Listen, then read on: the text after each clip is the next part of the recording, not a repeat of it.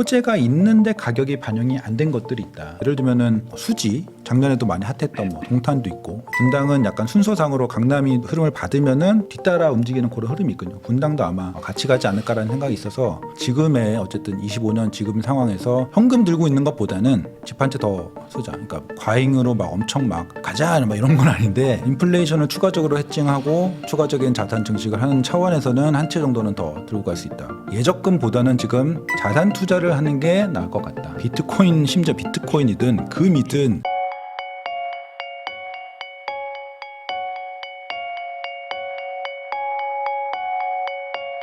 분전 아카데미에 이제 분전님하고 이제 같이 이야기 나누고 있습니다. 이제 김 대표님한테 좀 여쭤보고 싶은 거는 요건데, 이제 15억까지는 이제 어느 정도 사람들이 이제 대안으로 생각하잖아요. 이제 막 강남에 그렇죠. 집값이 비싸면 옆으로 간다든지, 아니면은 뭐 30평대가 아니면 25평으로 사면 그 정도도 살 수 있고 막 이런 것들을 따지는데, 약간 좀 이제 구분되는 것 같아요. 12억, 10억, 막 9억 그렇죠. 이쪽이랑 약간 시장이 좀 달라요. 그러면 이 중위권이라고 해야 될까? 뭐 이 중간 정도의 이 금액대에 있는 곳들은 사실 뭐 대출 정책이라든지 뭐 이런 것들에도 영향을 많이 받을 것 같은데, 여기는 지금 올해 뭐 길게 봤을 때 어떻게 좀 봐야 될까요? 그러니까 저는 근본적으로는 갭이 계속 벌어지는 건 없다라고 봐요. 예, 항상 그렇게 생각하고, 앞서도 말씀드렸지만 벌어졌다가 좀 좁혀졌다가 하는 그런 순간들이 있거든요. 항상 역사적으로 계속 그래 왔어요. 예를 들면은 오래된 얘기 하지만 2005년 6년 버블 세븐 막 그럴 적에의 양극화는 지금보다 훨씬 심했어요.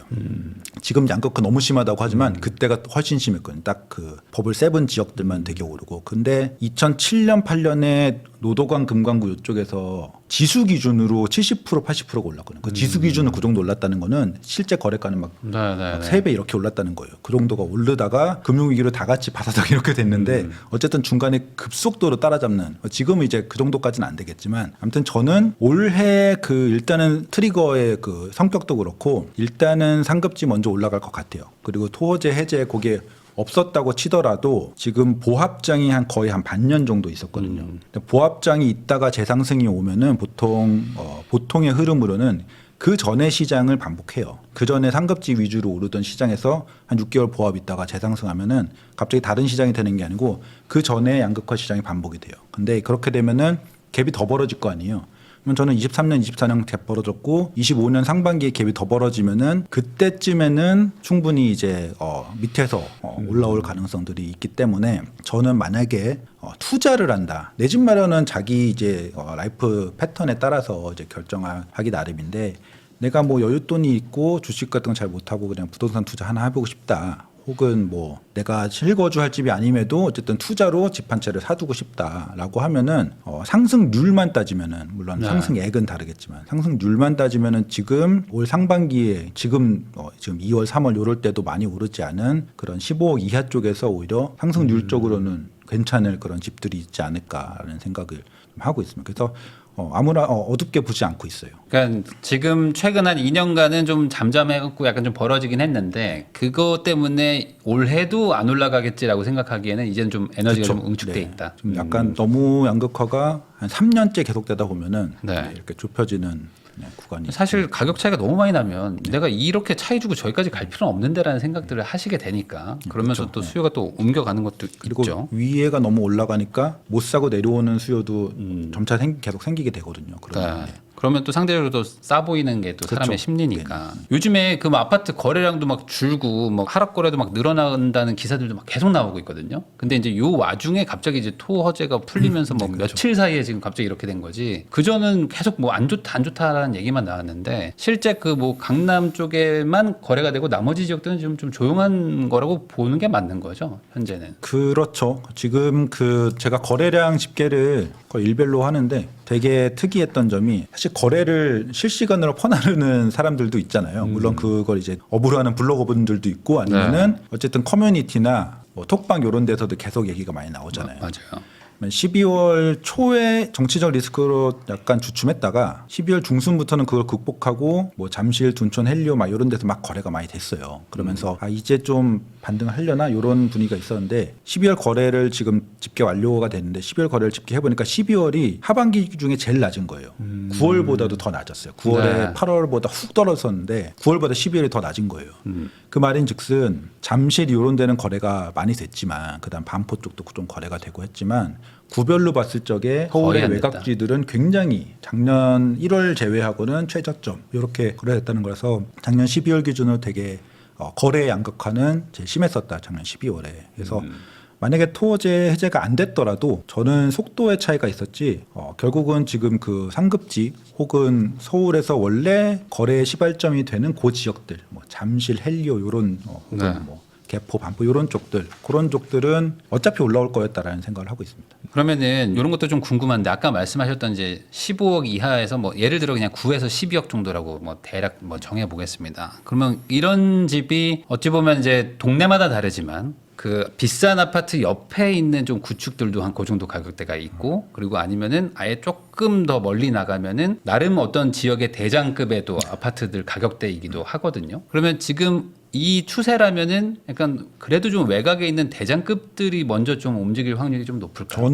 저는 그 후자라고 봅니다. 그래서 약간 지금 그리고 그거를 이제 9에서 12억 정도라고 치면은 네. 신축이라고 치면은 결국은 경기도 쪽이 웬만한 네, 지금 네. 서울에서는 신축 12억이면은 뭐 월계 막 이런 쪽들이기 때문에 뭐 그런 쪽들도 있지만 경기도까지 같이 봐야 되잖아요. 그러면은 확실히 그 중에 역세권 대장급 이런 것들은 저는 꽤 따라갈 수 있을 거라고 생각을 하고 뭐 9에서 12억 뭐 예를 들면 아까 15억 이하라고 했는데 15억 이하 쪽에서도 실거주로 괜찮으면서도 지금 여러 가지 또 교통혁명들이 많잖아요. GTX 네. A가 북부로 뚫리면서 되게 호평이 많거든요. 그것도 삼성역이 좀 몇 년 후에 또 개통할 거고 그런 약간 호재들을 안고 있는 지금 그러면서 가격이 별로 안 오른 곳들 지금 제가 많이 강조하는 것들이 호재가 있는데 가격이 반영이 안 된 것들이 있다.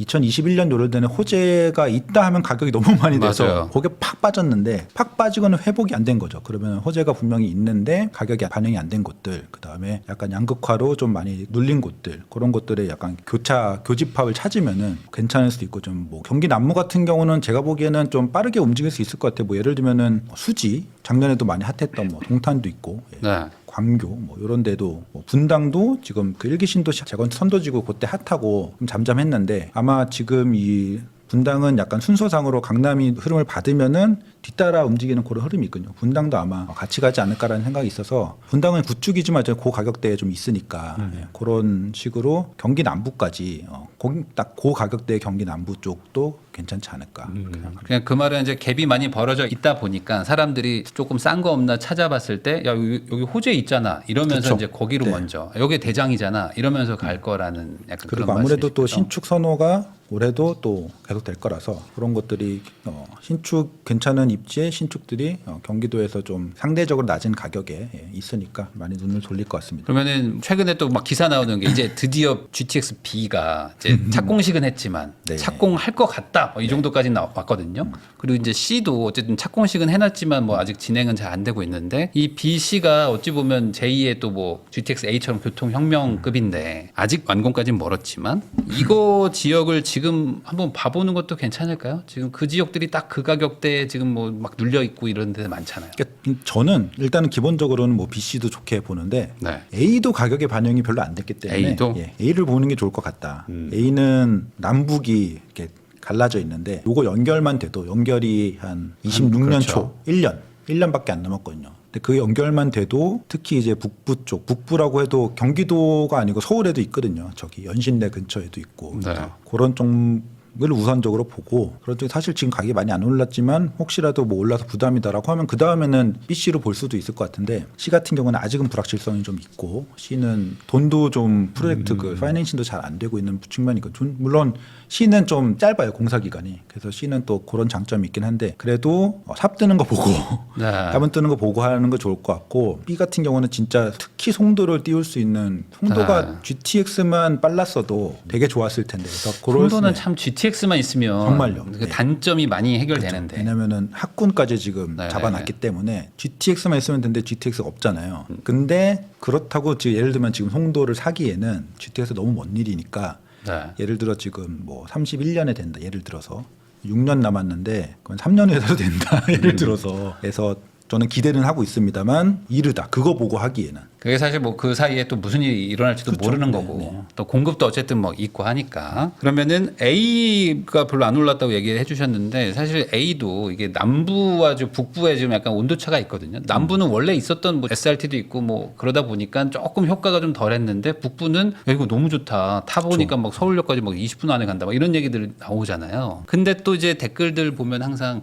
그래서 파주랑 뭐 일산 가지고 있는데 여기 공급이 너무 많아서 뭐 네네. 지금이라도 나와야 되나요? 막 이런 얘기들도 하시거든요. 이쪽 그 서북부 쪽은 어떻게 좀 봐야 될까요? 지금 이 GTX 호재가 어쨌든 시작은 됐는데. 그러니까 일단은 저는 그 서울역까지 좋은데 그 아래까지 뚫려야 된다라고 그래야 진정한 효과가 있다라고. 사실 삼성역이 뚫려야지. 그렇죠. 삼성역이 핵심이죠. 핵심이긴 한데 삼성역 빼고도 어쨌든 아래까지 뚫리면은 그거는 훨씬 좋은 효과라고 보고. 네. 근데 이거가 작년 2020년, 21년 정도의 그 불장. 근데 그 불장이 이제 파주 이런 데까지 갔던 조건은 당시에는 좀 물론 중과세 이런 게 있긴 했지만 뭐 DSR이나 혹은 취득세 중과 이런 것들이 뒤늦게 좀 나오면서 네. 미리 다주택 깔아주는 사람들이 되게 좀 있었거든요. 특히 뭐 GTX 보고. 그래서 그때 가격이 팍 튀긴 했는데 지금 그렇게 빨리 그 예를 들면 GTX가 지금 개통됐으니까 파주에서 빨리 오르기를 기대하기에는 제가 보기에는 지금 투자적 환경이 좀 그렇진 그러니까 다주택을 막 투자자들이 막 들어가서 그렇죠. 그러진 않을 것 같고 이걸 실수요를 올려야 되는데 GTX가 뚫렸다고 하는 거는 실수요를 올릴 수 있잖아요.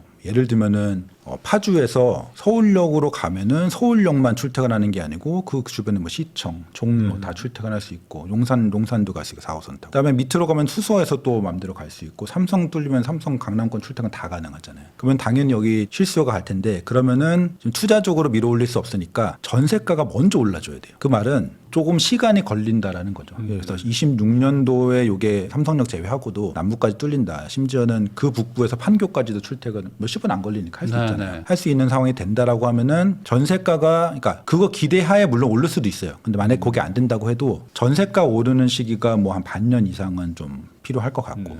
그러면은 전세가가 밀어 올리면서 매매가가 오르지 않을까. 그러면은 뭐 굳이 시기 무슨 점쟁이처럼 딱 찍을 수는 없지만 그러면 26년 초에 딱 개통하고 뭐 한 반년 정도 지나면 그 안에는 시장이 반응을 할 수 있지 않을까라는 생각을 해서 저는 집값이 오르는 거는 디폴트라고 봐요. 이 GTX가 쫙 다 뚫렸는데 파주 집값이 잠잠할 거라는 생각은 하지 않아요. 그냥 원래 땅값이라는 거는 거기에 개발비가 왕창 투입되면 그냥 올라가는 거. 이거는 부동산의 진리 같은 거라서 파주의 집값이 GTX가 다 뚫리고 나서도 집값이 안 올 거라는 생각은 하지 않지만 그 타이밍이 오랜 기간 소유하면서 마음고생하셨던 분들이 생각하는 네네. 빠른 타이밍은 아닐 거다. 그건 오른다. 예, 네.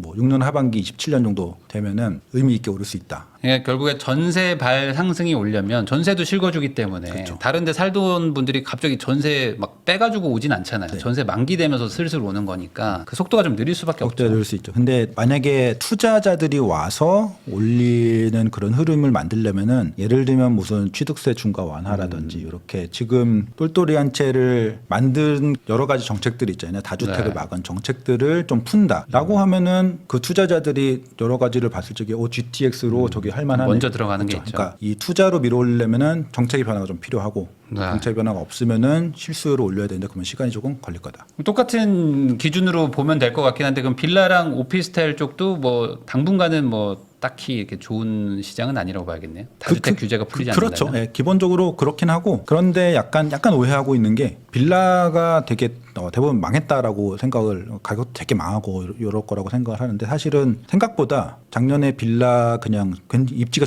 괜찮은 곳 기준으로 네, 해서 네. 되게 빌라가 그렇게 막 엄청 떨어지진 않았어요. 그러니까 나 아파트가 올랐으니까 그런 거 대비해서 빌라는 안 오르긴 했는데 저도 의외였긴 한데 빌라가 별로 떨어지는 않았고 빌라가 많이 떨어진 곳들은 전세 사기의 대표 주자인 지역들이 있어요. 뭐 화곡동, 네. 부천 뭐 이런 영등포 이쪽에 있거든요. 그런 데는 막 경매가 엄청 쌓여 있어요. 엄청 쌓여 있고 그러니까 당연히 거기가 안 좋았는데 생각보다 뭐 마포 요런 쪽만 가도 뭐 요런 쪽만 가더라고 하기에는 좋은 지역인데 생각보다 빌라가 그렇게 나쁜 건 아니었다. 막 집값이 떨어져서 막 다 집주인들이 비명 지르고 이런 건 약간 언론의 네. 프레임 정도인가 있었고 그냥 뭐 집값 떨어지지 않고 사는 사람들은 그냥 적당히 살고 있다라고 말씀드릴 수 있고 오피스텔 같은 경우도 생각보다 오피스텔도 뭐 마치 막 소유주들 막 비명 지르고 이렇게 하고 이렇게 생각하실 수도 있는데 오피스텔 지금 그 월세가 괜찮아요. 오피스텔의 네. 그 소형 오피스텔들의 월세가 좀 올라가고 있어요. 올라가고 있고 그래서 생각보다 그 소형 오피스텔 시장이 그렇게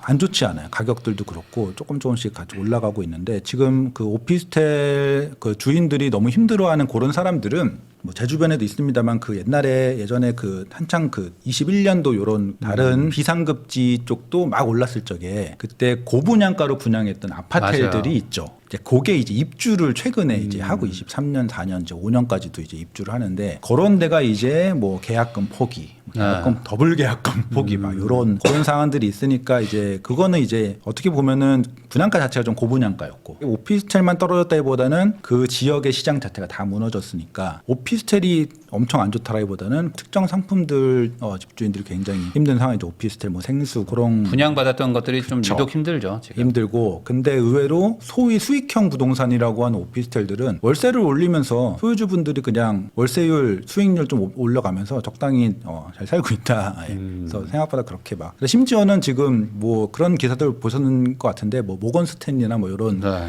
해외의 어떤 그 금융계 회사들이 우리나라 임대업에 이렇게 민간 임대 시장에 들어온다라고 하는데 그 민간 임대 시장 우리나라 아파트 시장에 못 들어와요. 왜 못 들어오냐면은 수익률이 안 나와서. 예. 뭐 예를 들면 금융 비용 같은 게 더 들어가니까 우리나라는 전세 시장이 꽉 잡고 있으니까 월세 받아서 절대 수익이 네. 안 나거든요. 들어온다라는 것은 분명히 소형 오피스텔에 들어갈 거예요. 아주 작은. 원룸 1.5룸 이런 데는 뭐 세금이랑 운영비랑 대출 이자 뭐 금융비용 이자 이런 거 해도 그거보다 월세가 더 높거든요. 그러면 그거를 회사가 쫙 깔아둔다라고 하면은 적당한 수준의 영업이익률 내고 할 수 있어요. 그러니까 그런 회사들이 초소형 뭐 원룸까지 1.5룸 이런 오피스텔들의 주요 지역에 들어올 거고 요거는 뭐 질문하신 바는 아니지만 그냥 제가 지금 우려 혹은 어떻게 보면 기회라고 생각할 수 있는 게 그러면은 뭐 나도 모건 스탠리와 함께 해봐라고 생각할 수도 있거든요. 어디 그 회사들이 진짜로 들어오는 움직임들을 좀 보고 수익형 부동산을 내가 하고 싶다라고 하면은 그 빅 플레이어들의 움직임을 좀 참고를 해볼 수도 있을 것 같아요. 그 친구들은 아무래도 이제 역세권에 좀 대규모로 블록 하나 잡아가지고 예, 막 그쵸. 한 300세대, 500세대 막 이렇게 막 지워버리겠죠, 막. 네, 그게 공급이 막 쏟아지는 사실 공급 쏟아지는 것도 아닌 게 원래 오피스텔은 되게 많아요. 되게 많으니까 거기서 뭐 몇백 세대 이렇게 짓는다고 해서 공급 폭탄이 나오는 것도 아니고 근데 그 모든 나라에 우리나라만 유독 그 민간 임대 회사들이 막 공급하고 임대주들 공급하는 그런 상황들이 별로 없었어요. 우리나라 이제서야 이제 소형 쪽에 수익형 부동산으로 좀 들어온다라는 건데 그 회사들이 공급을 해서 월세를 절대 낮추지 않아요. 월세를 올리는 효과밖에 안 하거든요. 왜냐하면 그 회사들은 뭐 다른 나라 사례들을 봤을 적에 공시를 두려워하지 않아요. 월세를 낮추지 않습니다. 우리나라의 개인 임대인들은 세 못 맞추면 무조건 낮추잖아요. 네.